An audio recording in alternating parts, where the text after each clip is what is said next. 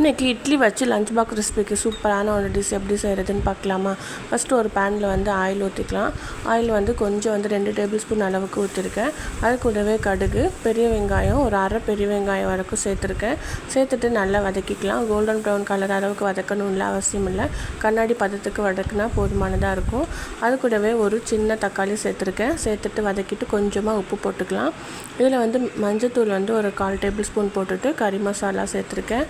சேர்த்துட்டு நல்லா வதக்கி எடுத்துக்கலாம். வதக்கிட்டு பார்த்திங்கன்னா அது கூடவே இட்லி வந்து பொடி பொடியாக கட் பண்ணி சேர்த்துருக்கேன். அதையுமே சேர்த்துக்கலாம்.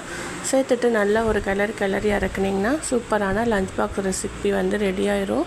இது மத்தியானம் சாப்பிட்றதுக்கு மசாலாலாம் இட்லியில் ஊறி சாப்பிட்றதுக்கு ரொம்பவே டேஸ்ட்டாக இருக்கும். இப்போ வாங்க லஞ்ச் பாக்ஸ் பேக் பண்ணிடலாம்.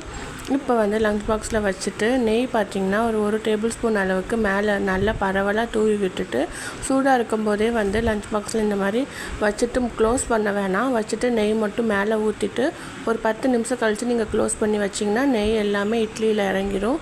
மத்தியானம் சாப்பிட்றதுக்கும் ஸ்மெல்லும் பார்த்திங்கன்னா சூப்பராக இருக்கும்.